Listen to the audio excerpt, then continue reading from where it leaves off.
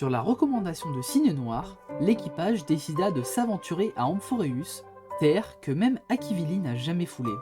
March 7 étant affectée par Amphoreus, elle dut rester sur l'Astral Express. C'est donc Allison et moi qui partirent en éclaireur sur Amphoreus avec un wagon de l'Express.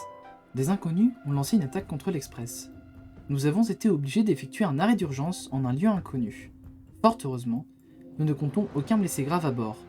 En étudiant les bâtiments alentours, nous avons pu parvenir à la conclusion que ce monde abrite une vie civilisée. Alors que nous étions en train d'explorer un temple, nous avons fait la connaissance des habitants d'Amphoreus.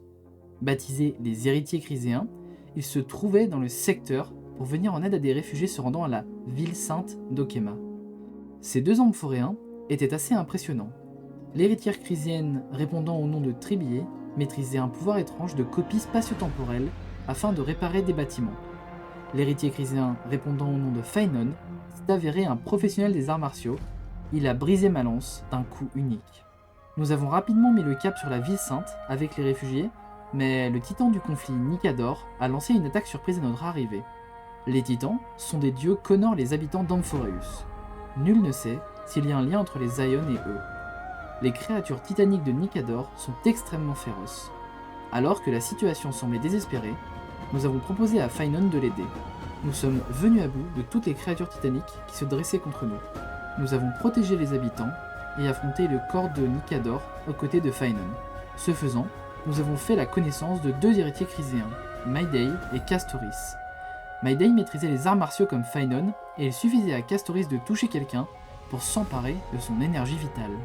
Apparemment, le Nikador qui a participé à cette attaque n'était qu'une des nombreuses manifestations du temps du conflit. Fainon n'est pas parvenu à obtenir la flamme divine qu'il a évoquée. Aglaé, qui est à la tête des héritiers chryséens, nous a conduits au palais marmoréen et a demandé à l'esprit des termes de nous conter l'histoire d'Amphoreus. C'est ainsi que nous avons appris que les 12 titans avaient créé Amphoreus, mais que ce monde risquait de disparaître.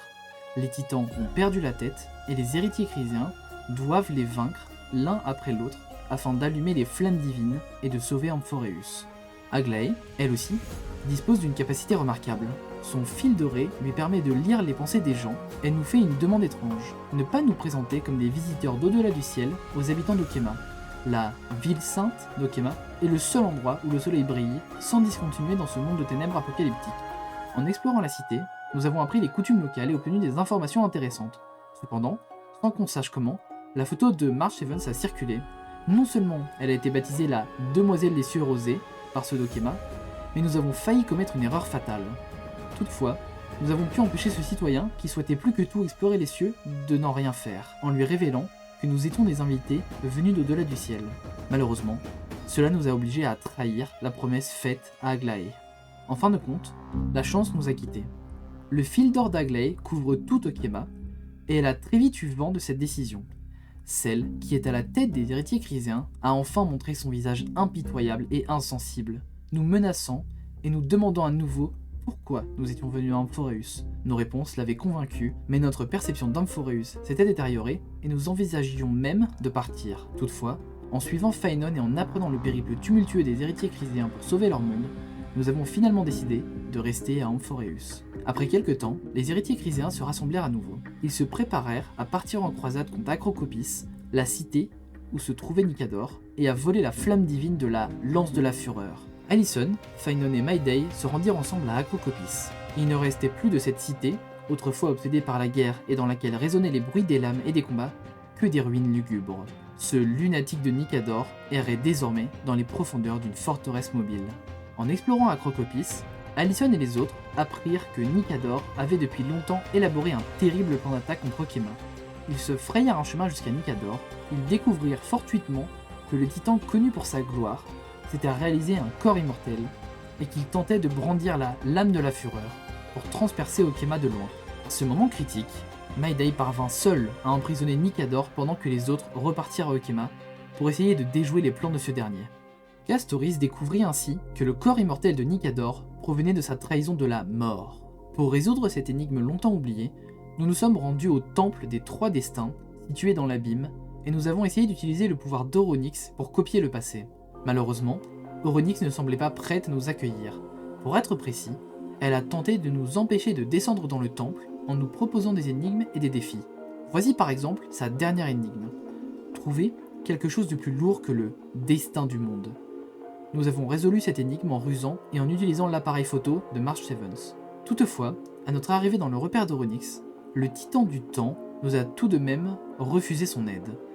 Étant donné que nous n'avions plus le temps de voler au secours de Mayday, Finon s'est demandé s'il n'allait pas tuer le titan et prendre la flamme divine par la force. Alors que la tension était à son comble, Euronix a semblé changer d'attitude en posant son regard sur Allison. D'après Allison, Euronix lui a montré un souvenir des chasseurs de Stellaron. C'était un souvenir qui n'aurait logiquement pas dû exister. Pourtant, il semblait bien réel. Dans ce souvenir inexistant, Allison était parvenue à capter le regard de l'Aïon du souvenir, Fouli. Peut-être était-ce un cadeau d'Euronix, mais à ce moment, une mystérieuse créature appelée Mem se matérialisa à ses côtés. Même si elle eut soudain l'air maussade, elle se ressaisit très vite. À notre retour de l'abîme, nous nous sommes à nouveau séparés. Finon et moi sommes allés aider Mayday à se battre contre la mort.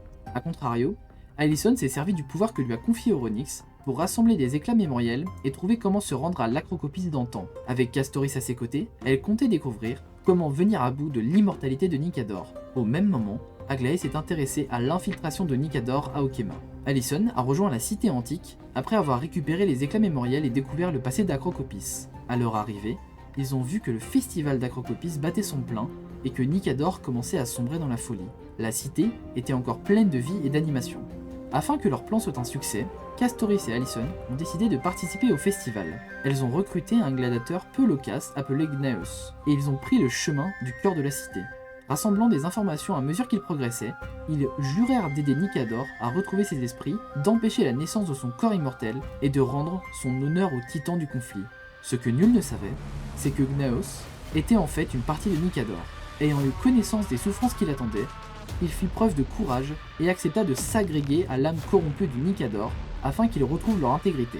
Ce geste permit non seulement de mettre fin à son immortalité, mais également de révéler un titan dans toute sa splendeur. Lors d'un combat titanesque, Nikador, la lance de la fureur, fut vaincu par les héritiers chryséens. À notre retour à Okema, et après avoir repris des forces, nous avons assisté au retour de la flamme divine de Nikador. Finon nous a fait de brefs adieux avant de pénétrer dans l'œil de la Genèse et de se soumettre à l'épreuve que constitue la flamme divine du titan du conflit. Celle-ci lui permettrait d'obtenir les pouvoirs d'un demi-dieu tout en endossant le rôle du titan correspondant. Que mes vœux de réussite l'accompagnent. Pendant ce temps-là, à bord de l'Express, l'état de March Seven s'empirait. Monsieur Young et Sunday partirent donc demander conseil à Madame Erta. C'est ainsi qu'ils interrompirent Erta, alors sur le point d'obtenir une audience avec sagesse dans une station spatiale plongée dans le noir.